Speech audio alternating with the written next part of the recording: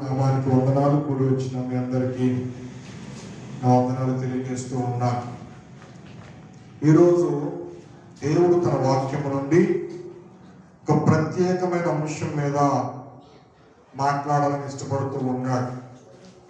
కాబట్టి ఈరోజు అంశం ఏంటంటే, లేవీయులు ఎవరు, వారికి ఉన్నటువంటి లక్షణాలు ఏంటి.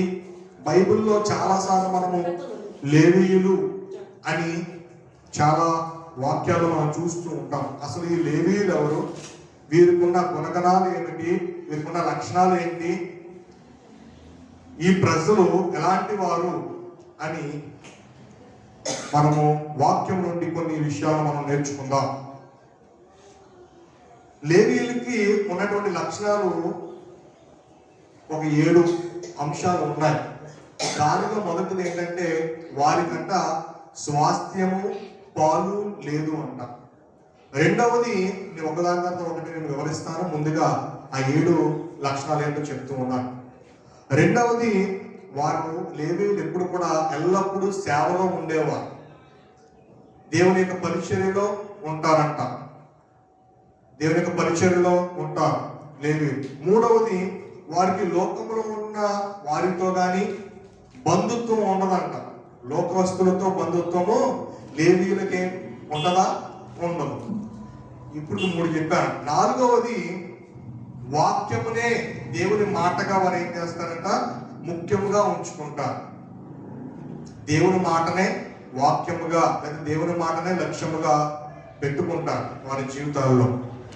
ఐదవది చూస్తే, వారందరూ కూడా దేవుని పక్షాన ఉంటారు. చెప్పండి, వారందరూ కూడా ఎవరి పక్షాన ఉంటారు? దేవుని పక్షాన ఉంటారు.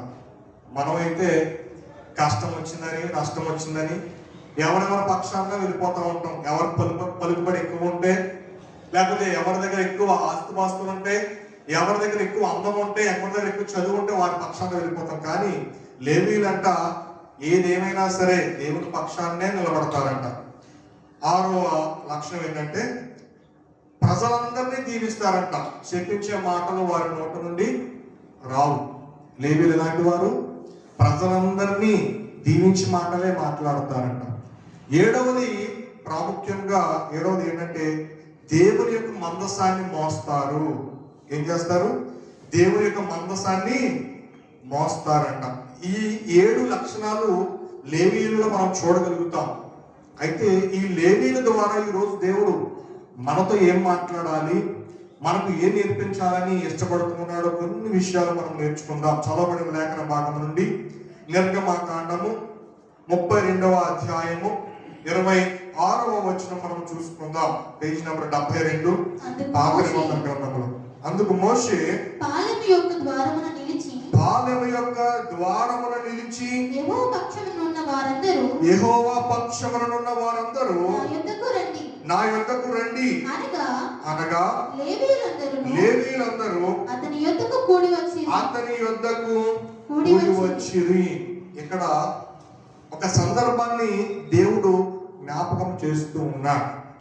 మోషే గారు దేవునితో సంభాషించడానికి, దేవుని దగ్గర నుండి ధర్మశాస్త్రమును పొందుకోవడానికి సినాయి పర్వతాన్ని మీదకి వెళ్ళాడంట. ఆయన వెళ్ళి 40 పగలు 40 రాత్రులు ఉపవాసం ఉండి ప్రార్థన చేస్తూ దేవునితో సంభాషిస్తూ ఉన్నాడు. దేవుడు ఇస్తూ ఉన్నటువంటి ధర్మశాస్త్ర గ్రంథాన్ని పొందుకుంటూ ఉన్నాడు.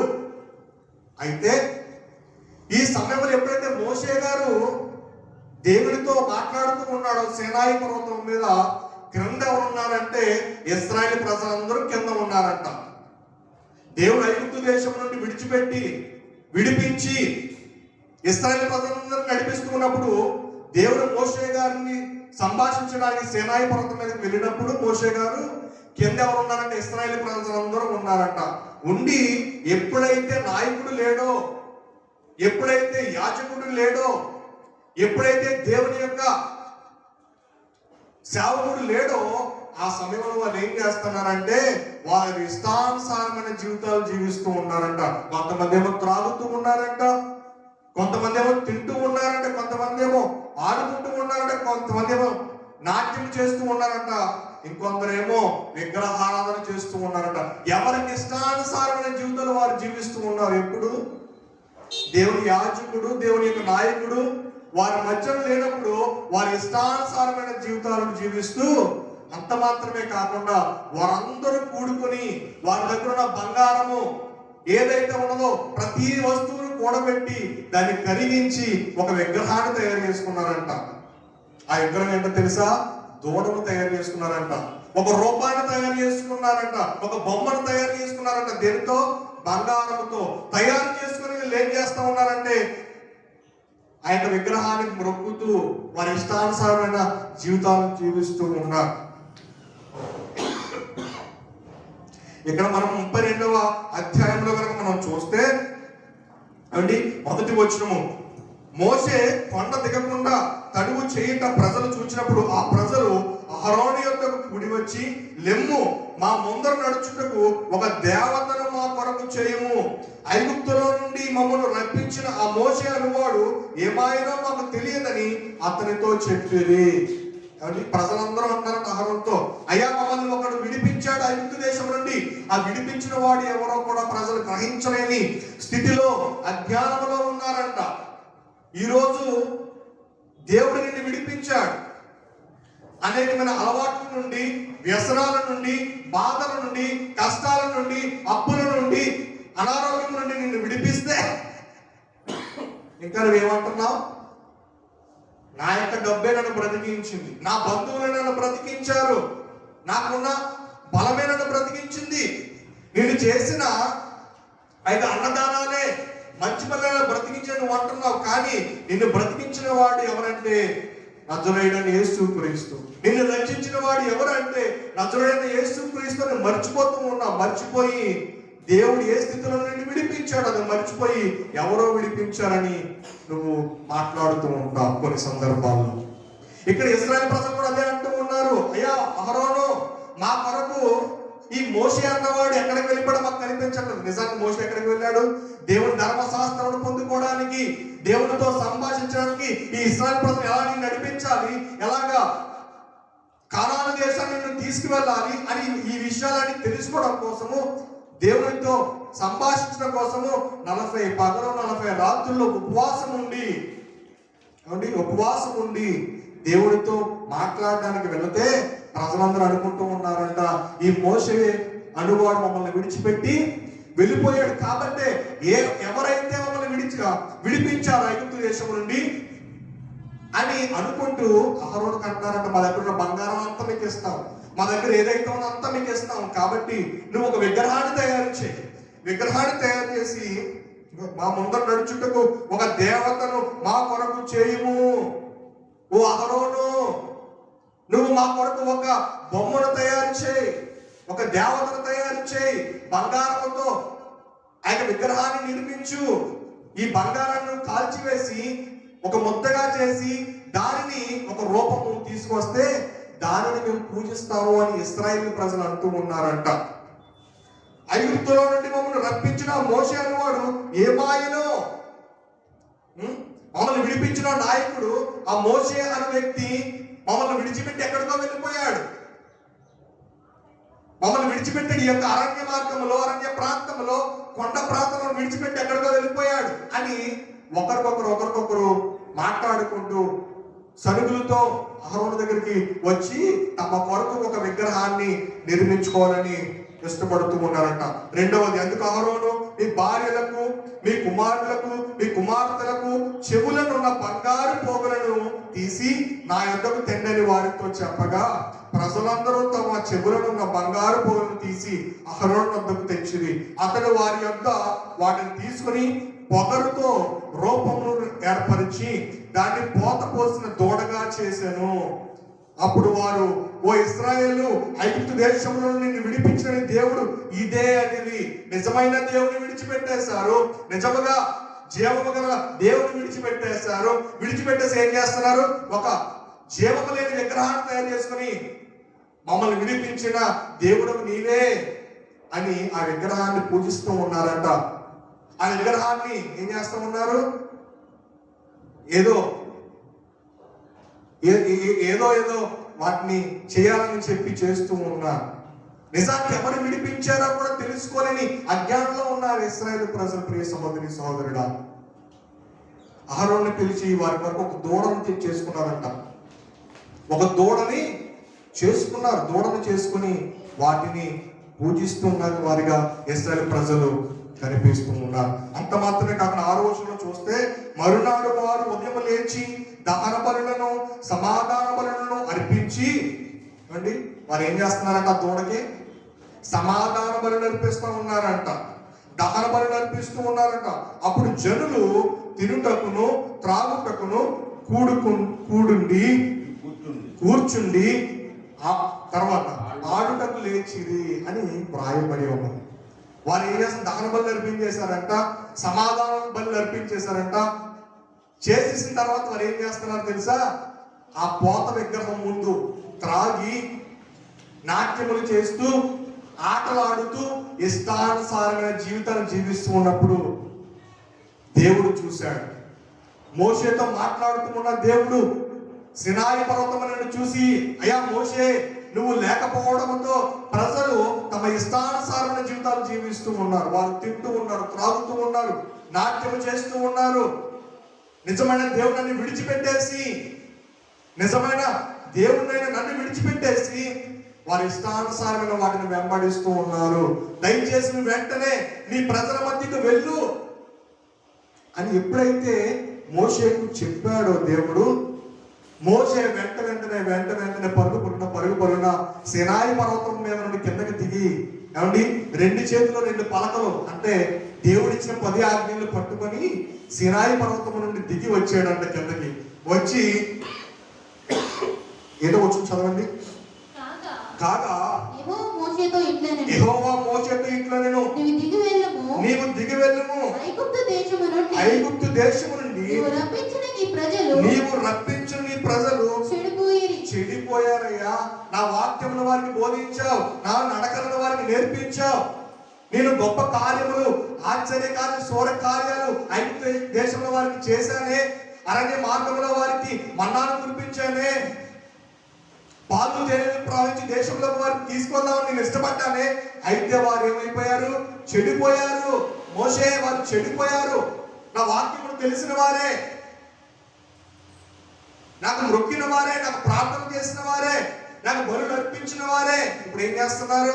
వారు చెడిపోయి వారి ఇష్టానుసారమైన జీవితాలు వారు జీవిస్తున్నారు. మోషే, నువ్వు వెంటనే నేను ఇచ్చిన 10 ఆజ్ఞలను కూడా నువ్వు పలక మీద రాసుకుని కిందకి తీసుకుని వెళ్ళు, నా ప్రజలకు వారికి వినిపించు అని దేవుడు చెప్పినప్పుడు మోషే వస్తూ ఉన్నాడంట. అయితే 8వ వచనంలో, నేను వారికి నియమించిన త్రోవ నుండి వారు త్వరగా తొలగిపోయి తమ కొరకు పోత పోసిన దూడను చేసుకుని దానికి సాగిలపడి బలి నర్పించి, ఓ ఇశ్రాయేలు, ఐగుప్తు దేశమును నిన్ను రప్పించని దేవుడు ఇదే అని చెప్పుకొని, నేను నిజమైన దేవుడిని విడిచిపెట్టి, అవును నేను విడిపిస్తే మిమ్మల్ని, మీ అందరినీ నేను ఐగుప్తు దేశం నుండి విడిపిస్తే వారు ఏం చేస్తున్నారు చెప్పు? ఒక పోత విగ్రహాన్ని తయారు చేసుకున్నారు, ఒక దూడను తయారు చేసుకున్నారు. దూడను తయారు చేసుకుని, ఓ ఇశ్రాయేలు, ఐగుప్తు దేశం నుండి మమ్మల్ని విడిపించిన దేవుడు నీవే అని ఆ విగ్రహంతో చెప్తూ ఉన్నప్పుడు అంట, ఆ విగ్రహానికి ఏమైనా అర్థం అవుతుందా? ఆ విగ్రహానికి ఏమైనా విడిపిస్తూ ఉందా? జీవము లేని వాటి కొరకు నువ్వు ఎంత కాలము ప్రాకులాడుతావు ప్రియ సహోదరుడా? ఎంత కాలము నిజమైన దేవుని విడిచిపెట్టి తిరుగుతావు? నిన్ను విడిపించాడు, కష్టముల నుండి విడిపించాడు, అప్పుల సమస్యల నుండి విడిపించాడు, అనారోగ్యం నుండి విడిపించాడు. రక్షణ లేని దినములలో నడుస్తూ ఉన్నప్పుడు దేవుడు నీకు రక్షణను అనుగ్రహిస్తే, నిజమైన దేవుని విడిచిపెట్టి ఎవరెవరినో వెంబడిస్తూ ఉన్నావు ప్రియ సహోదరి సోదరుడా. దేవుని ఉగ్రత రాకముందే సృష్టికర్తను స్మరణకు తీసుకుంటే నీ జీవితానికి ఎంతో మంచిదని దేవుని వాక్యము సెలవిస్తూ ఉన్నది. రండి తర్వాత కింద వచ్చు, మరి యెహోవా ఇట్లనెను, నేను ఈ ప్రజలను చూచుచున్నాను, ఇదిగో వారు లోబడనొల్లని ప్రజలు కావున నీవు ఊరకుండము, నా కోపము వారి మీద మండును, నేను వారిని కాల్చివేసి నిన్ను గొప్ప జనముగా చేసేదనని మోషేతో చెప్పగా, మోషే తన దేవుడైన యెహోవాను ప్రతిమాలుకొని, యెహోవా నీవు మహాశక్తి వలన బాహుబలము వలన ఐగుప్తు దేశం నుండి రప్పించని ప్రజల మీద నీ కోపము మండనేలా అని మోషే ప్రార్థిస్తున్నంత. అయ్యా మోషే, నువ్వు అలా పక్కన నిలబడంతే వీరి మీద నా కోపము అధికమైపోతూ ఉన్నది, వీరు నేను నశింపజేస్తాను, వీరు నా మాట వినకుండా వారి ఇష్టానుసారం జీవితాలు జీవిస్తున్నారు కాబట్టి వీరిని అగ్నితో కాల్చివేస్తాను. ఎంతకాలం వీరు చేస్తున్న పాపం క్షమించి విడిచిపెట్టినప్పటికీ కూడా ఇంకా నా మీద తిరుగుబాటు చేస్తూ ఉన్నారు కాబట్టి వీరిని కాల్చివేస్తాను. మోషే నువ్వు అలాగా మాట్లాడకుండా పక్కన ఉండు అంటే దేవుని సేవకుడైన ఇశ్రాయేలు నాయకుడైన మోషే ఏమన్నాడు తెలుసా? అయ్యా యెహోవా, నువ్వు బాహుబలముగా దేవుడు నాకు తెలుసు. నీ మహాశక్తి వలన బాహుబలము వలన ఐగుప్తు దేశంలో నుండి ఈ ఇశ్రాయేలు ప్రజలను విడిపించావు, అది మాకు అందరికీ తెలుసు. అయితే నేను వెళ్ళి వారితో మాట్లాడతాను, నీ ప్రజలతో నేను మాట్లాడతాను ప్రభువా, ఒక్కసారి క్షమించు, విడిచిపెట్టు, నీ కోపము తగ్గించు అని మోషే బ్రతిమాలుకుంటూ ఉన్నాడంట. ఎవరిని? దేవుని బ్రతిమాలుకుంటూ ఉన్నాడు. అయినా సరే వారు ఏమండి ఇష్టానుసారం జీవితాలు చూస్తున్నాడు. మోషే ఆ రెండు చేతులతో పలక పట్టుకొని వస్తూ ఉన్నాడు, 10 ఆజ్ఞలు పట్టుకొని వస్తూ ఉన్నాడంట. వస్తూ వస్తూ ఏమండి కిందకి దిగాడంట. కిందకి దిగినప్పుడు 26వ వచనంలో ఏముందో చదువుకుందాం. అందుకు మోషే పార్వీ యొక్క ద్వారమున నిలిచి 25 నుంచి చదవండి. మరియు అతడు వారు చేసిన ఆ దూడను తీసుకొని 25 ప్రజలు విచ్చలవిడిగా తిరుగుట మోషే చూచెను.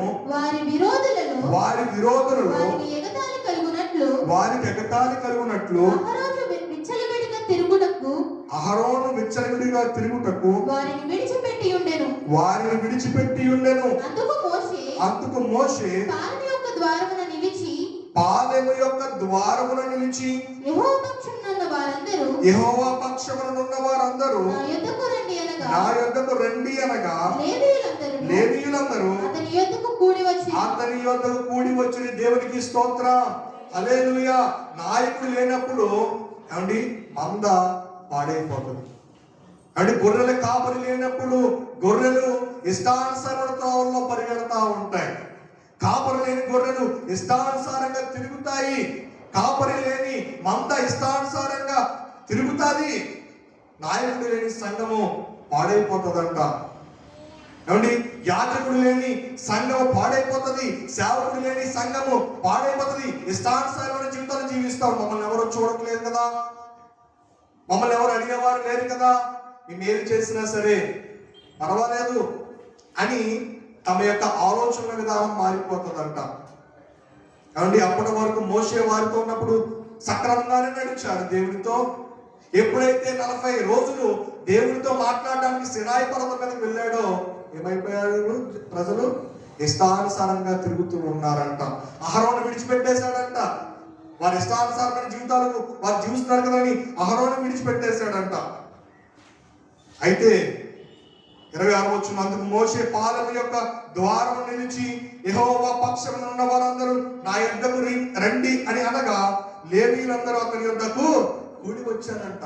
మోషే వచ్చాడంట, ఓ ప్రజలారా, ఓ ఇశ్రాయేలీయులారా, యెహోవా పక్షమున ఎవరు ఉంటారు అని ఒక్క కేక వేయగానే మేముంటాము నాయకుడా అని చెప్తూ లేవీయులందరూ కూడా పరుగు పరుగున మోషే పక్షాన వచ్చేసారంట. దేవునికి స్తోత్రం, హల్లెలూయా. ఈ రోజు దేవుడు నిన్ను నన్ను అడుగుతూ ఉన్నాడు, దేవుని పక్షాన ఎవరు నిలబడతారు? నిలబడే వారిని దేవుడు ఆశీర్వదిస్తాడు. ఎవరైతే నిలబడతారో వారిని దేవుడు దీవిస్తాడు. దేవుడు అన్నాడు తన ప్రజలు విడిచిపెట్టేవాడు కాదు, పాపమునకు వదిలిపెట్టేసేవాడు కాదు. దేవుని పక్షాన్ని నిలబడతావా ప్రియ సహోదరి సహోదరుడా? మోషే కేక వేశాడంట, ఓ ఇశ్రాయేలు ప్రజలారా, యెహోవా పక్షమున ఈ రోజు ఎవరు నిలబడతారో అనగానే లేవీయులందరూ కూడా మేము నిలబడతాం మోషే అని చెప్పి మోషే పక్షాన వచ్చి పరుగు వచ్చి నిలబడ్డారంటండి. ఈ రోజులో దేవుని పక్షాన నిలబడేవారు ఎంతమంది ఉంటూ ఉన్నారు సమాజంలో? దేవుని కొరకు జీవించేవారు ఎంతమంది కనిపిస్తూ ఉన్నారు సమాజంలో? ఎవరు ఏదంటే అదే, ఎవరు ఎక్కడంటే అక్కడే పరిగెడతా ఉంటారు. కాదు, అందరే నమ్మవలసిన పరిస్థితి కాదు ఈ రోజుల్లో. నేనే దేవుని అంటూ ప్రజలు తయారవుతూ ఉన్నారు. ఆయా గ్రామాల్లో లేకపోతే ఆయా పట్టణాల్లో మనుషులే దేవుడిగా కనపరుచుకుంటూ ఉన్నారండి. దేవుడు రాకడకు ముందు నేనే యెహోవాని, నేనే యేసునంటూ అండి వస్తాడు సాతానుడు. దేవుడు చేసిన కార్యాలే చేస్తాడు. దేవుడు ఎలా అయితే అద్భుతాలు చేశాడో అటువంటివే చేస్తాడు.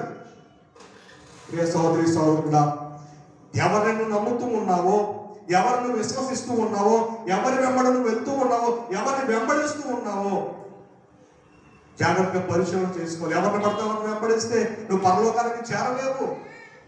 ఆయన సేవకుడే కదండి, వాళ్ళు దేవుడి ప్రజలే కదండి. కాదు కాదు. దేవుడి పక్షాన్ని ఎవరు నిలబడతారు అనగానే ఇశ్రాయేలు ప్రజల్లో నుండి ఒక గుంపు వచ్చేసిందంట. ఆ గుంపు పేరు తెలుసా? లేవీ గుంపు. ఇశ్రాయేలు ఎన్ని గోత్రాలు చెప్పండి? ఇశ్రాయేలు ప్రజలు ఎంతమంది? 12 గోత్రాలు. 12 గోత్రాల్లో ఒక గోత్రం వారు లేవీ ప్రజలు, ప్రత్యేకింపబడిన వారు. ఏమండి? ప్రత్యేకింపబడిన వారు. మోషేని వచ్చి హత్తుకున్నారంట. మోషే, దేవుని పక్షాన్ని నిలబడతాం మోషే అని హత్తుకున్నారంట. ఆదికాండము అనేకమైన మార్లు బైబిల్లో వ్రాయబడి ఉన్నది హత్తుకొనడం అంటే ఏంటో. మోషే ఆదికాండము 29వ అధ్యాయము 32 నుండి 34 వచ్చిన 24 పేజీ నంబర్. ఆదికాండం 29వ అధ్యాయము 32వ వచనం నుండి 34వ వచనం వరకు. లేయా గర్భవతి లేయా గర్భవతి అయి కుమారుని కని యెహోవా నా శ్రమను చూచి ఉన్నాడు గనుక నా పెనిమిటి నన్ను ప్రేమించును కదా అనుకుని అతనికి రూబేను అని పేరు పెట్టాను. ఈ యొక్క లేయా ఎవరంటే యాకోబు యొక్క భార్య. ఈ లేయా గర్భవతి అయి మొదటి కుమారుని కన్నదంట. కుమారుని కని నా శ్రమను దేవుడు చూశాడు కాబట్టి నేను యెహోవా దైవ కుమారుని కని ఉన్నాను, ఇప్పటి నుండి నా భర్త నన్ను ప్రేమిస్తాడు అని అనుకుంటూ ఉందంట. 33వ వచనం. ఆమె మరలా గర్భవతి అయి కుమారుని కని నేను ద్వేషించబడితినన్న సంగతి యెహోవా విన్నాడు గనుక ఇతన్ని కూడా నాకు దయచేసి అనుకొని అతనికి షిమ్యోను అని పేరు పెట్టాను. అంటే రెండవసారి అనుకుంటూ ఉన్నదంట లేయా. నా యొక్క శ్రమను దేవుడు చూశాడు, నేను ద్వేషింపబడుతూ ఉన్న సంగతి యెహోవా విన్నాడు కాబట్టే రెండవసారిగా దేవుడు నాకు కుమారుడు దయచేసాడు అనుకుని షిమ్యోను అని పేరు పెట్టిందంట. ఈ షిమ్యోను అనే పేరు అర్థం ఏంటంటే దేవుడు చూస్తూ ఉన్నాడు, నా శ్రమను చూశాడు. రూబేను అనే పేరుకి అర్థం ఏంటంటే దేవుడు నన్ను ప్రేమిస్తూ ఉన్నాడు. తర్వాత కింద వచ్చిన చదువుకుంటే ఆమె మరలా గర్భవతి అయి కుమారుని కని తుదకు ఈసారి నా పెనిమిటి నాతో హత్తుకొని ఉండును అతనికి ముగ్గురు కుమారులను కంటిననుకొనెను. అందుచేత అతనికి లేవి అని పేరు పెట్టని. ఇశ్రాయేలు ప్రజలు 12 గోత్రాల వారు ఎక్కడి నుండి వచ్చారంటే యాకోబు సంతతి నుండి వచ్చారు. మీకు వాక్యం అర్థమవుతుందా? ఇశ్రాయేలు 12 గోత్రాల వారు ఎవరంటే యాకోబు సంతతి వారు. మొదట లేవి ఎవరిని కన్నది? రూబేను కన్నది. రెండవదిగా షిమ్యోనుని కన్నది. మూడవది లేవీని కన్నది. ఈ లేవీలే దేవునికి ఇష్టమైన ప్రజలంట. లేవి అనగా అర్థం ఏంటో తెలుసా? హత్తుకొనుట అని అర్థం అంట. లేవీలు దేవుని హత్తుకొని ఉన్నారు. అక్కడ చూసాం కదా, యెహోవా పక్షాన్ని ఎవరు నిలబడతారంటే ఈ 12 గోత్రాలలో వారు ఎవరు రాలేదు కానీ ఒక గోత్రపు వారే. ఎవరు వాళ్ళు? లేవీలందరూ వచ్చారంట. వచ్చి మేము ప్రభు పక్షాన్ని నిలబడతాం, మోషే మేము దేవుని పక్షాన్ని నిలబడతాము అని మోషేని హత్తుకున్నట్లుగా మనము చూస్తూ ఉన్నాం. అసలు ఈ హత్తుకొనడం అంటే ఏంటి? హత్తుకొనడం అనేక విధాలుగా కనిపిస్తూ ఉంటుంది బైబిల్లో. మొదట హత్తుకొనడం అంటే ఏంటో మనం నేర్చుకుందాం. ఆదికాండము 2వ అధ్యాయము 24వ వచనం. ఆదికాండము 2వ అధ్యాయము. కాబట్టి పురుషుడు తన తండ్రిని తన తల్లిని విడిచి తన భార్యను హత్తుకొనును వారు ఏక శరీరమయ్యుందురు. ఇక్కడ దేవుడు అంటూ ఉన్న మాట ఏంటో తెలుసా? అయితే పురుషుడు తన తండ్రిని తన తల్లిని విడిచి తన భార్యను హత్తుకొను, వారు ఏక శరీరమై ఉందురు. ఈ హత్తుకొనడం దేవుడితో ఎలా హత్తుకొని ఉండాలంటే ఏక శరీరముగా. స్త్రీ పురుషుడు భేదం లేదు దేవునిలో. దేవునిలో స్త్రీ అని గాని పురుషుడు అని గాని భేదం లేదు. భార్య భర్త ఒకటే, ఏక శరీరముగా ఉంటారు. కాబట్టి వారు దేవుని అట్టి రీతిలో హత్తుకోవాలని దేవుడు ఇష్టపడుతూ ఉన్నాడు. హత్తుకుంటా ఉంటారు కొంతమంది. ఏమండి,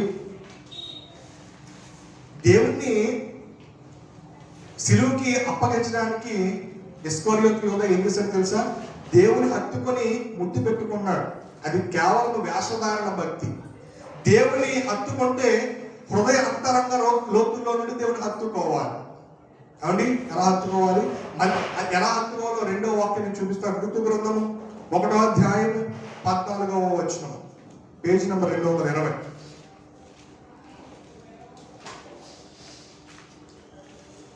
పేజీ నెంబర్ 221వ అధ్యాయం ఋతు గ్రంథం 14వ వచనం. వారు ఎలుగెత్తి ఏడవగా వార్ప తన అత్తను ముద్దు పెట్టుకొనెను. వార్ప ఎవరండి? నయోమి యొక్క కోడలు. ఎప్పుడైతే వారి యొక్క భర్తలు చనిపోయారో నయోమి అంటుంది, అమ్మా మీరు మీ యొక్క గృహాలకు వెళ్ళిపోండి, మీ సొంత ఇంట్లోకి వెళ్ళిపోండి, మీ తల్లిదండ్రులు చూపించిన వ్యక్తిని వివాహం చేసుకునండి అని రూతుకు చెప్తుంది, వార్పా కూడా చెప్తుంది. అయితే నయోమి ఎప్పుడైతే ఈ మాట అన్నదో వార్ప ఏం చేసింది తెలుసా? వచ్చి ఏం చేసిందంటే తన అత్తను ముద్దు పెట్టుకున్నదంట. అమ్మయ్య ఎప్పుడు అంటది ఈ మాట అని చూస్తున్నట్లుగా ముద్దు పెట్టుకుని వెళ్ళిపోయిందంట తన యొక్క ఇంటికి. రెండవది ఎవరంటే రూతు ఆమెను హత్తుకొనెను అని వ్రాయబడి ఉన్నది. అంటే హత్తుకొని వెళ్ళిపోలేదు, తన అత్తను హత్తుకొని తన సొంత ఇంటికి వెళ్ళిపోలేదు. ఏమంటుందో తెలుసా? అత్త, ఇదిగో నీ తోడి కోడలు తన జనుడి యొద్దకు తన దేవుడి యొద్దకు తిరిగిపోయినదే, నీవును నీ తోడి కోడలు వెంబడి వెళ్ళి మరి నువ్వు నయోమి అంటుంది. మీ తోడి కోడ వెళ్ళిపోయింది కదా, నువ్వు కూడా వెళ్ళిపో నీ సొంత ఇంటికి అంటుంటే రూతు అంటున్న మాట ఏంటో తెలుసో? అందుకు రూతు, నా వెంబడి రావద్దని నన్ను విడిచి పెట్టుమని నన్ను బతిమాలు కొనవద్దు, నీ వెళ్ళే చోటకి నేను వచ్చేదను, నేను నివసించే చోటనే నేను నివసించదను, నీ జనమే నా జనము, నీ దేవుడే నా దేవుడు, నీవు మృत्यు పొందు చోట నేను నిన్ను మృతి పొందేదను, అక్కడనే పాతి పెట్టబడదను, మరణము తప్ప మరి ఏదైనాను నిన్ను నన్ను ప్రత్యేకించిన ఎడల యెహోవా నాకు ఎంతైనా కీడు చేయునుగాక నేను. అండి, మరణము తప్ప హత్తుకునే విషయం గురించి నేను చెప్తూ ఉన్నాను. రూతు తన హత్తుకుని ఏం చేస్తుందో తెలుసా? మరణము తప్ప నిన్ను నన్ను ఏది కూడా వేరు చేయకూడదు. దేవుని అట్టి రీతిలో హత్తుకోవాలంట. హత్తుకొని విడిచిపెట్టేసి మనకి మనం ఏనాడు ఉండకూడదు. కాబట్టి హత్తుకోవడం ఎలా ఉండాలంటే మరణము తప్ప ఏది కూడా దేవుని నుండి నిన్ను వేరు చేయకూడదు. అటువంటి హత్తుకునే స్వభావం కలిగి ఉండాలి. కాబట్టి ఇస్కరియోతు యోధా వలె ఎప్పుడు విడిచిపెట్టేద్దామా దేవుణ్ణి? లేదు ప్రియ సహోదరుడా, అంటు పెట్టుకుని ఉండాలి. దేవుని యొక్క సంఘాన్ని కానీ దేవుని సేవకుని కానీ దేవుని కానీ అంటు పెట్టుకుని ఉండాలి. ఎలా ఉంటూ ఉన్నది నీ విశ్వాస జీవితం, నీ భక్తి జీవితం ఎలా ఉంటూ ఉన్నది? లేవీలందరూ కూడా మోషేని హత్తుకున్నారంట. హత్తుకోవడం విషయంలో నేను చెప్పాను. భార్య భర్తలు ఎలా అయితే హత్తుకుని ఉంటారు, ఏక శరీరంగా ఉంటారు, అట్టి రీతిలో దేవుని హత్తుకునే వారంగా ఉండాలి. రెండవది, మరణము తప్ప ఏది కూడా దేవుని నుండి నిన్ను వేరు చేయడానికి వీలు లేదు. అది నీ ఆస్తి అయినా, నీ అంతస్తు అయినా, నీ యొక్క చదువైనా సరే, నీ అందమైనా, నీ కుటుంబం అయినా సరే, ఏదైనా సరే దేవుని నుండి నిన్ను వేరు చేసేది ఏది కూడా నీ జీవితంలో ఉండకూడదు. మొదటి స్థానం ఎప్పుడైనా సరే దేవునికే ఇవ్వాలి. నా భర్త ఎక్కువండి నాకు, నా భార్య ఎక్కువండి నాకు, నా తల్లిదండ్రులు ఎక్కువండి, నా బిడ్డలు ఎక్కువండి, నా స్నేహితులు ఎక్కువండి అంటే కుదరదు. దేవుని ప్రేమించినంతగా ఎవరిని నువ్వు ప్రేమించినా సరే జాగ్రత్త, దేవుడు దాని నుండి నీ దగ్గర నుండి తీసివేస్తాడు. అది ఎవరినైనా సరే, ఆస్తి అయినా, ఉద్యోగాన్నైనా, భర్తనైనా, భార్య బిడ్డలైనా, తల్లిదండ్రులైనా, ఎవరినైనా సరే దేవునికి ఇవ్వాల్సిన స్థానం దేవుని ఇవ్వకుండా వేరే ఎవరికి ఇచ్చినా సరే అది దేవుని దగ్గర నుండి దూరం చేస్తాడు. ప్రియ సోదరి సోదరుడా, జాగ్రత్త, హత్తుకోవాలి దేవుణ్ణి. ఎంతగా హత్తుకోవాలంటే రూతు తన అత్తను ఎలా అయితే హత్తుకున్నదో, మరణము తప్ప ఏది కూడా నిన్ను నన్ను వేరు చేయదు అత్త అని నయోమితో అంటూ ఉన్నదంట రూతు. అట్టి రీతిలో దేవుని నువ్వు హత్తుకోవాలి. ఇంకో విషయం చెప్తాను, హత్తుకోవడం ఎలా ఉండాలంటే యోబు గ్రంథము 41వ అధ్యాయము 16-17 వచనాలు. యోబు గ్రంథము పేజ్ నెంబర్ 450, 41వ అధ్యాయం యోబు గ్రంథము 16-17 వచనాలు. అవి ఒకదానితో ఒకటి హత్తుకొని ఉన్నవి. వాటి మధ్యకు గాలి ఏమాత్రమును జ్వరనేరదు. ఒకదానితో ఒకటి అంతకబడి ఉన్నవి, భేదింప శక్యము కాకుండా అవి ఒకదానితో ఒకటి కలుసుకొని ఉన్నవి. ఏమండి, ఇక్కడ 41వ అధ్యాయంలో దేవుడు దేనికోసం మాట్లాడుతాడంటే ఒక పెద్ద ముసలి కోసం మాట్లాడుతూ ఉన్నాడు. ఈ రోజులో కనిపించే ముసలి కాదు. పూర్వకాలంలో ముసలు చాలా పెద్దగా ఉండేవి. జంతువులని పెద్ద పెద్ద ఆకారంలో ఉండేవి. డైనోసార్స్ అంటే ఈ భూ ప్రపంచంలోనే దానికన్నా పెద్ద ఆకారంలో ఉన్నది ఏదీ లేదంట. అటువంటి పెద్ద ఆకారంలో ఉన్న జంతువులు పూర్వకాలంలో ఉండేవి. ఈ రోజుల్లో అంటే చిన్న చిన్న ప్రాణులు అయిపోయినాయి. కానీ పూర్వకాలంలో చూస్తే చాలా భయంకర, చూడడానికే భయం వేసేదంట. వాటిని చూస్తేనే ప్రజలు చచ్చిపోయేవారంట. అట్టి రీతిలో అంత భయంకరమైన రూపంలో ఉండేవంట. ఈ రోజులైతే ముసలు ఏదో చిన్నగా కనిపిస్తూ ఉన్నది, కానీ ఆ రోజుల్లో ముసలు చాలా పెద్ద ఆకారంతో ఉండేవంట. అయితే ఇప్పుడు మనం చేపలు చూస్తాం కదా, చేపకి ఏముంటది? శరీరం మీద పొలుసు ఉంటుంది. మనం ఇలా గోపితే ఏమవుతుంది? పొలుసు కూడి వచ్చేస్తుంది. అలాగే ముసలకు కూడా పొలుసు ఉంటుందంట. చెప్పండి, ముసలకు కూడా పొలుసు ఉంటుందంట. నువ్వు ఎంత గట్టిగా పీకినా, దేనితో పీకినా సరే పొలుసు మాత్రము రాదు. అంత గట్టిగా అతుక్కొని ఉంటుందంట. అట్టి రీతిలో దేవుడు అంటూ ఉన్నాడు, నువ్వు నన్ను హత్తుకొని ఉండాలి. లేవీలు అట్టి రీతిలో హత్తుకొని ఉన్నారంట. దేవుడి ప్రజలు అట్టి రీతిలో దేవుడు హత్తుకొని ఉండాలంట. పీకితే ఖండాండం వచ్చేస్తుంది, కానీ ఆ యొక్క ముసలి శరీరం మీద అంటే ఆ పొలుసు రాదంట. అదే చెప్తూ ఉన్నాడు. 15 నిమిషం చదవండి. దాని గట్టి పొలుసులు దానికి అతిశయాస్పదము ఎవరు తీయలేని ముద్ర చేత అవి సంత చేయబడి ఉన్నవి. గట్టిగా హత్తుకొని ఉన్నాయంటే దాన్ని ఎంత గట్టిగా లాగుదామని ప్రయత్నిస్తే దాని శరీరంలో ఉన్న మాంసం ముద్దైనా సరే ఊడిపోతుందంట. కానీ అది శరీరంలో ఉన్న మాంసం ముద్దైనా ఊడిపోతుందంట, కానీ దాని పొలుసు మాత్రము ఊడిపోదంట. అంటే 17వ వచనం, ఒకదానితో ఒకటి అతకబడి ఉన్నవి, భేదింప సత్యము కాకుండా అవి ఒకదానితో ఒకటి కలిసి ఉన్నవంట. దేవుని నుండి నిన్ను నన్ను ఎవరు వేరు చేయలేనంతగా అతుక్కుపోవాలి దేవునికి. ఏమండి, దేవుని నుండి ఏది వేరు చేయబడకూడదు. నీ జీవితంలో ఒకనొక సమయంలో డబ్బు రావచ్చు, ఒకనొక సమయంలో ఏమండి బిడ్డలు కలగవచ్చు, ఒకనొక సందర్భంలో భర్త రావచ్చు, ఒకనొక సమయం భార్య రావచ్చు, ఒకనొక సమయంలో నీకు చదువు, ఉన్నత చదువులు చదువుకోవడానికి ఎక్కడికైనా వెళుతూ ఉండవచ్చు, ఉద్యోగాల నిమిత్తము, వ్యాపారాల నిమిత్తము, ఏదైనా సరే, ఏది వచ్చినా సరే మన జీవితంలో ఏమండి దేవుడి నుండి మనము వేరుపరచబడకూడదు. ఎప్పటి వరకు చెప్పండి? ఎప్పటి వరకు చెప్పాలి? మరణము అయ్యేంత వరకు కూడా మనము దేవుని హత్తుకొనే ఉండాలి. ఎంత గొప్ప మాట మాట్లాడిందండి రూతు.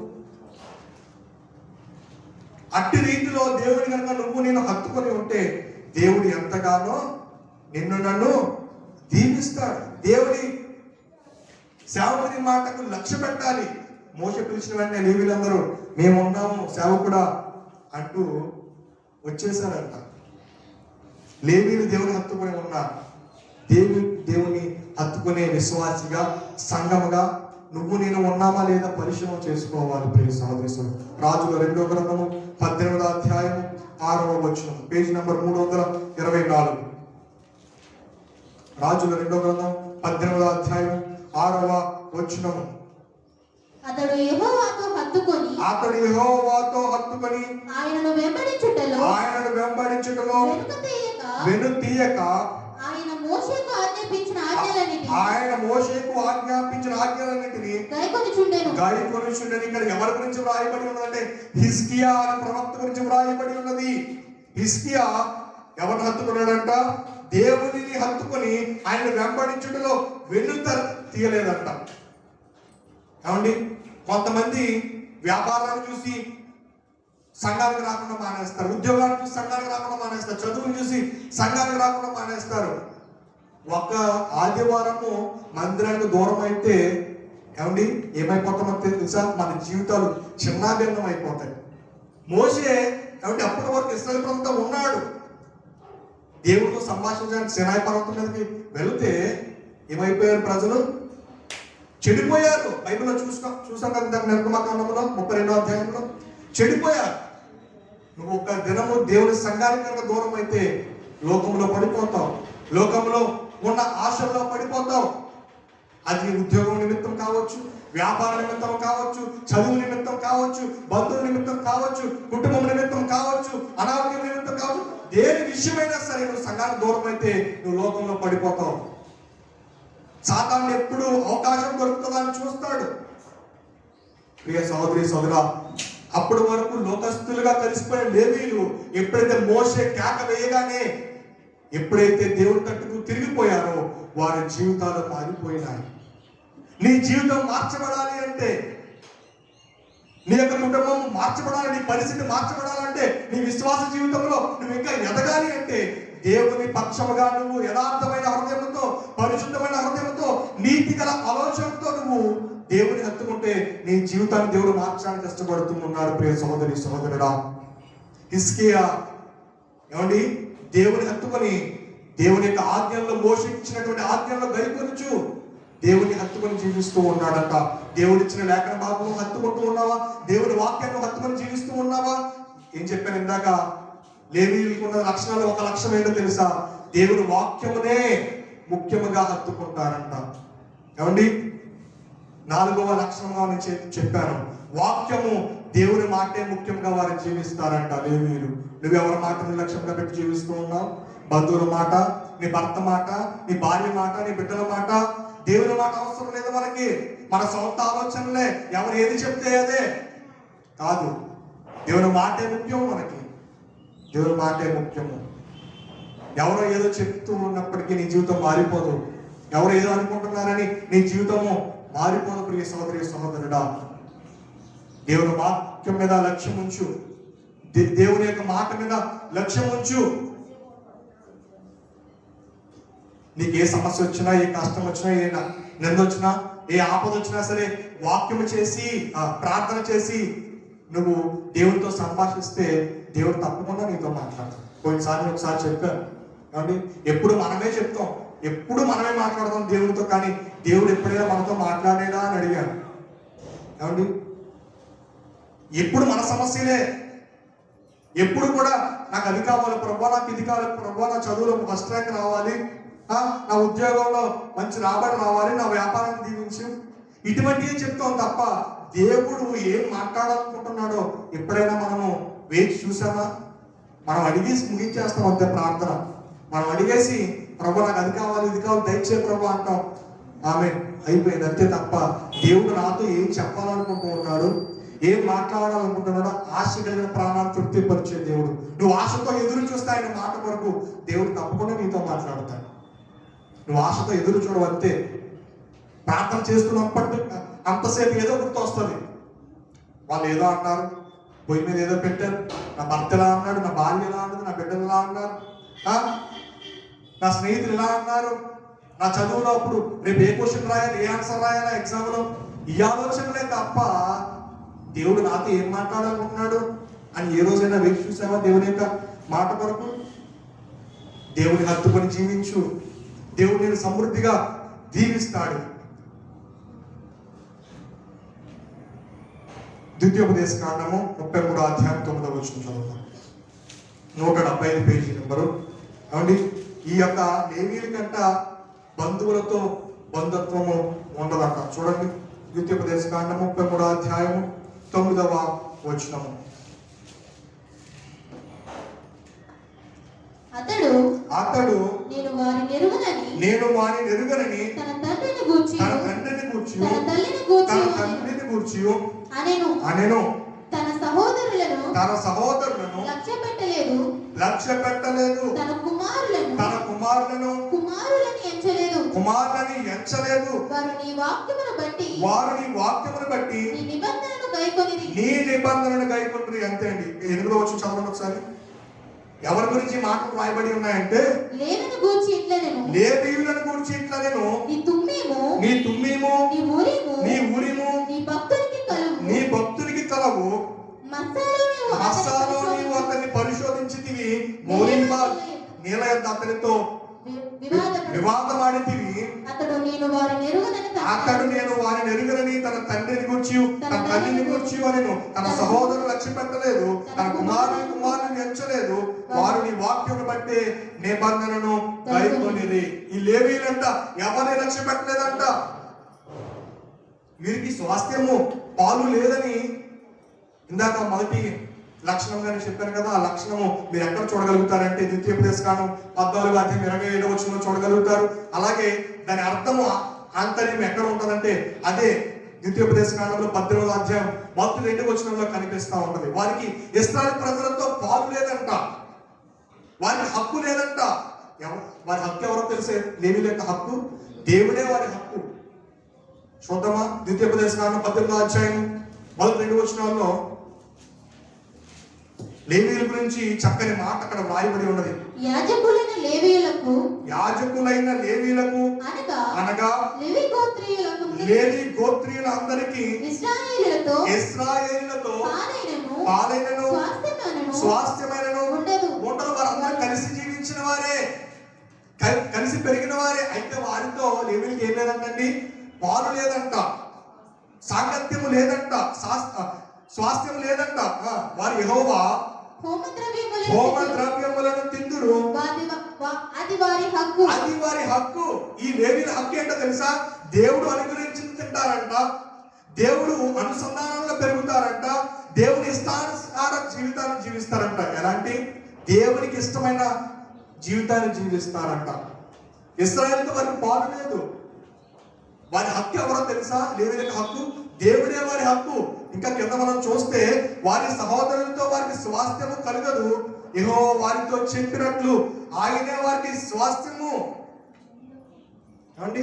లేవీయుల యొక్క స్వాస్థ్యం ఎవరంటే దేవుడే వారి స్వాస్థ్యము, దేవుడే వారి హక్కు, దేవుడే వారి దిక్కు. ప్రియ సహోదరి సహోదరుడా, లేవీయులకు బంధువులతో పాలు లేదు, బంధుత్వము లేదంట. మత్తయి సువార్త 10వ అధ్యాయము 37వ వచనం. పత్రిక గ్రంథములో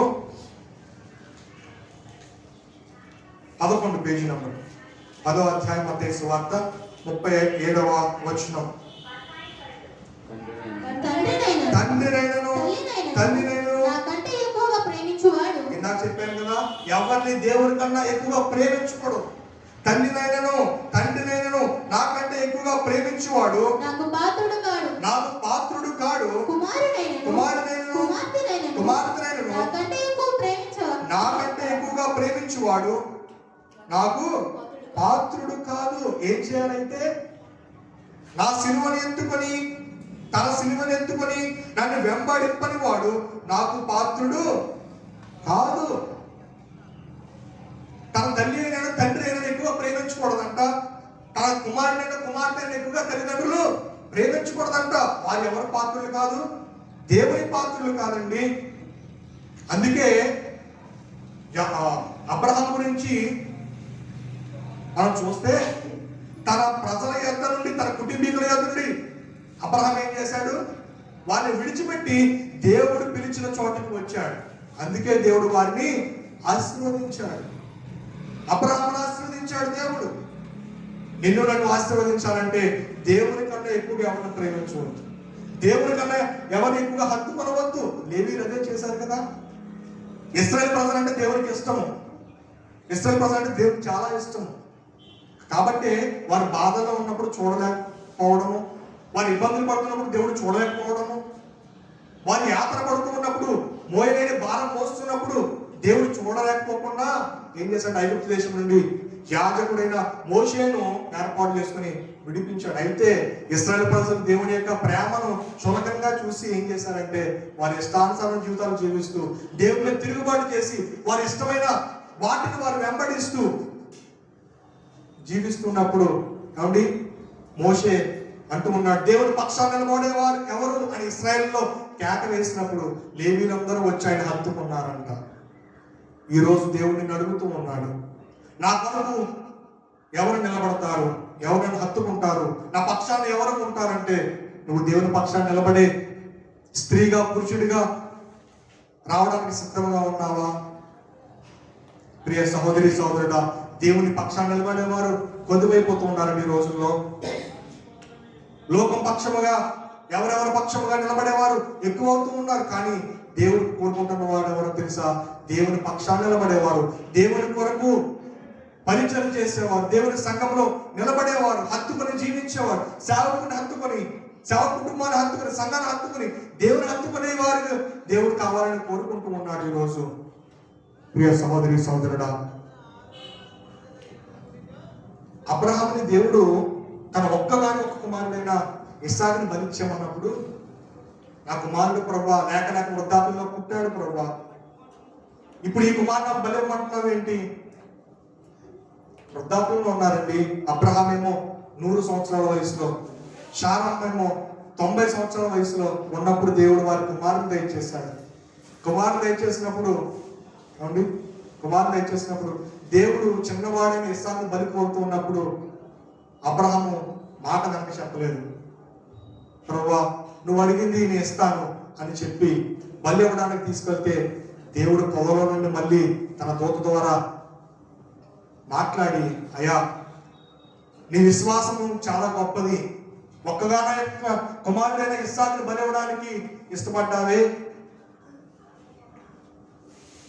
అని దేవుడు ఎంతగానో దీవించాడంట అబ్రహాముని. కాబట్టి నీ కుమారుని బదులు ఆ పొదలో ఉన్నటువంటి ఆ యొక్క గొర్రె పిల్లను నాకు బలి అర్పించు. దేవుడు ఎప్పుడైతే బలిమని తన కుమారుని కోరుకున్నాడో ఇచ్చడానికి సిద్ధపడ్డాడండి. ఎందుకంటే దేవుడి కన్నా ఎక్కువగా తన కుమారుని ప్రేమించలేదు అబ్రహాం. నువ్వేం చేస్తావు? ఆ వ్యాపారం విడిచిపెట్టా అంటే, ప్రభా ఈ వ్యాపారం విడిచిపెట్టే మాకు ఎలాగా?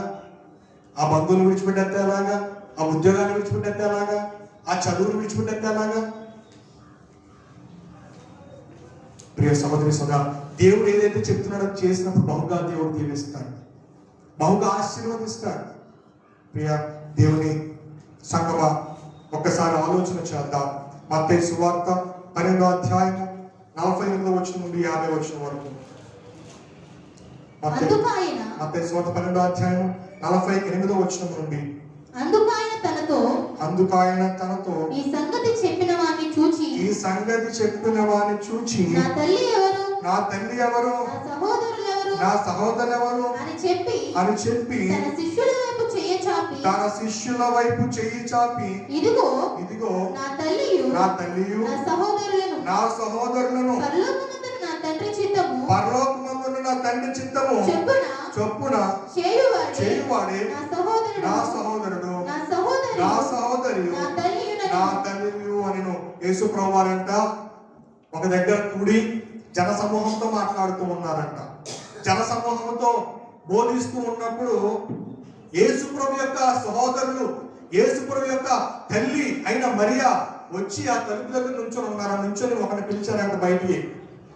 మేము వచ్చామని చెప్పు అని చెప్పినప్పుడు ఒకడు వెళ్ళాడంట. వెళ్ళి, అయ్యా యేసయ్యా నీ సహోదరులు వచ్చారంటయ్యా, నీ తల్లి అయిన మరియా వచ్చింది, నిన్ను పిలుస్తూ ఉన్నారు అని చెప్తూ ఉన్నప్పుడు యేసయ్య ఏమన్నాడో తెలుసా? ఎవరు? నా తల్లి ఎవరు, నా సహోదరులు ఎవరు? ఇదిగో నా తల్లి. అక్కడ దేవుని సంఘముగా కూడుకున్న ప్రజలను చూపిస్తూ, ఇదిగో నా తల్లియు నా సహోదరులను పరలోకమందున నా తండ్రి చిత్తమని చెప్పున చేయువాడే నా సహోదరుడు నా సహోదరియు నా తల్లియు అని యేసయ్య వదిలిచ్చాడంట. ఎవరైతే దేవుని పక్షాన్ని నిలబడతారో, ఎవరైతే దేవుని సంఘముగా ఏర్పడతారో వారే మన కుటుంబం, వారే మన సహోదరులు, మన సహోదరులు, మన తల్లియు, మన తండ్రి, మన అన్న, మన చెల్లి, మన అక్క, మన తమ్ముడు, మన స్నేహితులు, మన శ్రేయాభిలాషులు ఎవరైనా ఉన్నారంటే మన సంఘమే. సంఘాన్ని హత్తుకొని జీవించాలి, సంఘాన్ని ప్రేమించాలి, దేవునితో సాంగత్యం కలిగి ఉండాలి ప్రియ సహోదరి సహోదరుడా. లేదండి నేను నా గ్రామాన్ని విడిచిపెట్టనండి, నా బంధువుల్ని విడిచిపెట్టనండి, నా స్నేహితుల్ని విడిచిపెట్టనండి, నా వ్యాపారాన్ని విడిచిపెట్టనండి, ఎవరి పని అదే అంటే కాదు. దేవుడు చెప్తున్న మాట, సంఘమే మన తల్లి అంట, సంఘమే మన తండ్రి, సంఘమే మన సహోదరులు. పరలోకమందున్న తండ్రి చిత్తాన్ని ఎవరైతే చేస్తారో చెప్పండి, వాళ్ళే మన సహోదరులు కానీ, మన తల్లి కానీ, మన తండ్రి కానీ. కాబట్టి మరి ఒక మాట నేను చెప్పి ముగిస్తాను.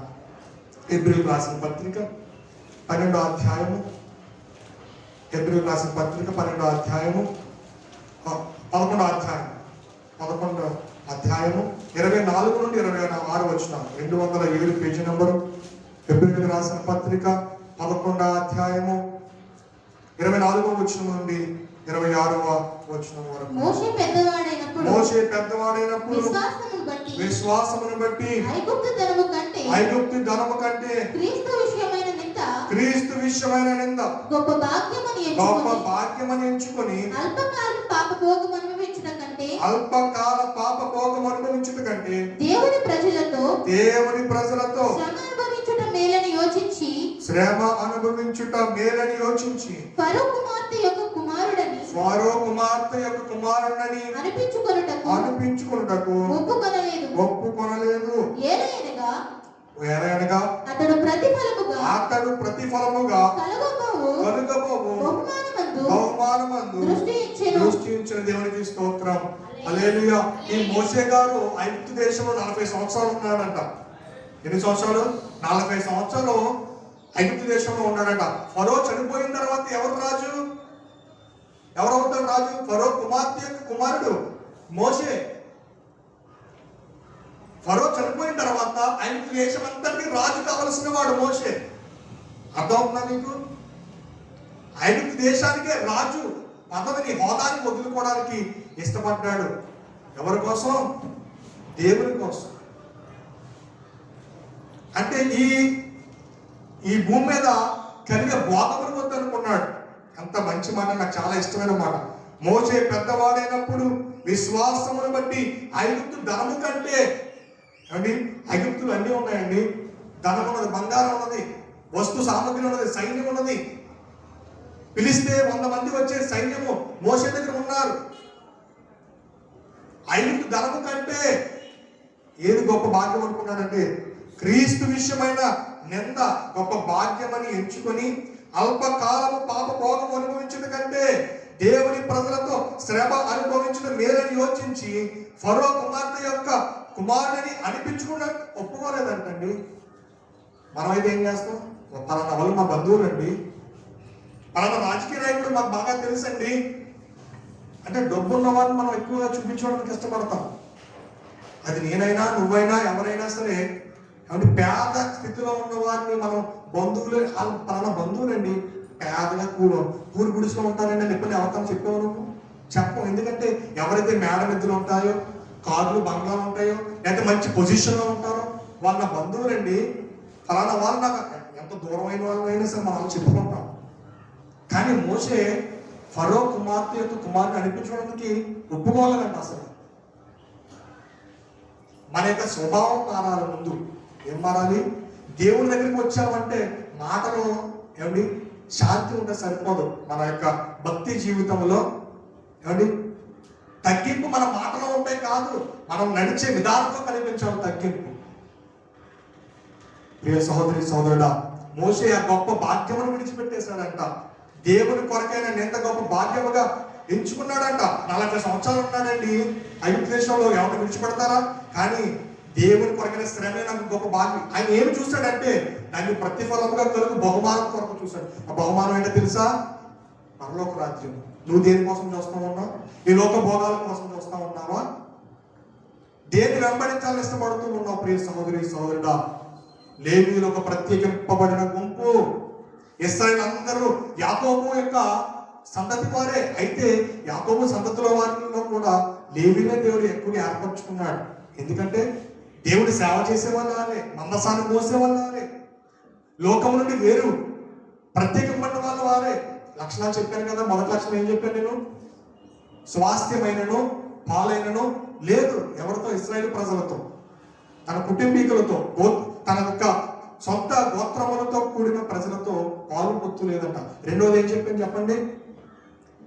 వారు సేవలో ఉంటారు. దీనికి వచ్చిన నేను చదవద్దు కానీ వచ్చిన రాసుకోండి. మొదటి దిన వృత్తాంతముల గ్రంథము 15వ అధ్యాయం 2వ వచనం. లేవీలందరూ కూడా ఎక్కడ ఉంటారు? దేవునికి సేవ పరిచర్యలో ఉంటారంట. ఎప్పుడు కూడా సేవ చేస్తూ ఉంటారంట. మూడవది వారికి లోకంతో బంధుత్వం లేదు. లేవీలకి ఏం లేదు? బంధుత్వము లేదు. దీనికి రిఫరెన్స్ ద్వితీయోపదేశకాండం 33వ అధ్యాయం 9వ వచనం. అలాగే 4వ లక్షణం ఏంటంటే వాక్యము, దేవుని మాటే ముఖ్యముగా జీవిస్తారు. దేవుని మాటే ముఖ్యం మాకు, ప్రజల మాట కాదు అని ఉంటారు. దీనికి రిఫరెన్స్ ఏంటంటే అదే ద్వితీయోపదేశకాండం 33వ అధ్యాయం 9వ వచనం. 5వ లక్షణం ఏంటంటే వీరు దేవుని పక్షాన్ని నిలబడతారంట.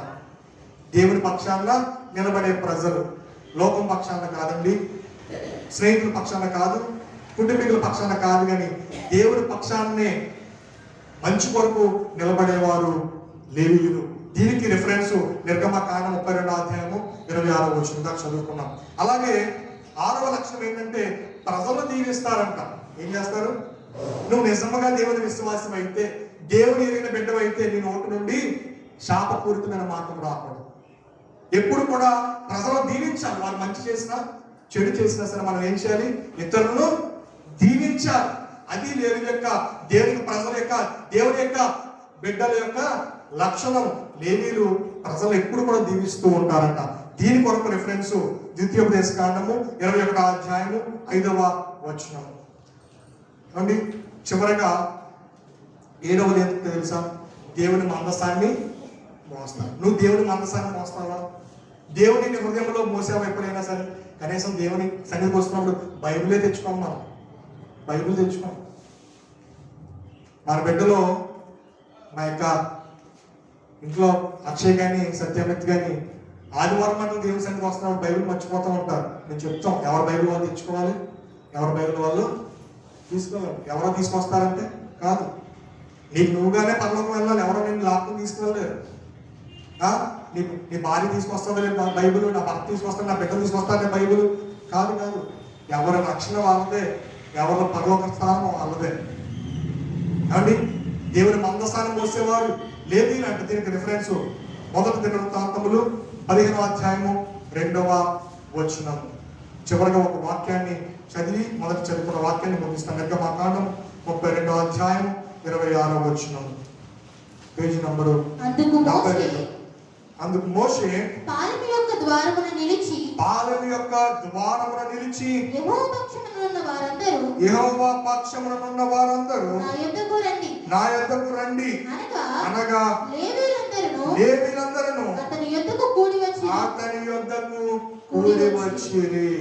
దేవుడు ఈ రోజు వాక్యం ద్వారా నీతో నాతో మాట్లాడుతూ ఉన్నాడు. నా పక్షాన్ని ఎవరు నిలబడతారు? ఎన్ని సమస్యలు వచ్చినా, ఎన్ని ఇబ్బందులు వచ్చినా, ఎన్ని ఇరుకులు వచ్చినా, ఎన్ని కష్టాలు వచ్చినా, అనారోగ్యమైన సమస్యలైన, కుటుంబంలో విభేదాలు ఉన్నా సరే నా పక్షాన్ని ఎవరు నిలబడతారు అని దేవుడు అడుగుతూ ఉన్నాడు. నువ్వు నిలబడతావా? దేవుడు కూడా నిలబడే ఆశ నీలో ఉన్నదా? ఆ యొక్క హృదయం నీలో ఉన్నదా? ఒకవేళ లేకపోతే, ఇప్పటికైనా లేకపోతే దేవుడు అడుగుతూ ఉన్నాడు, నా పక్షాన్ని నిలబడు నా కుమారుడు నా కుమార్తె అంటూ ఉన్నాడు. కాబట్టి దేవుని పక్షాన్ని నిలబడే గుంపుగా మనం ఉందాం.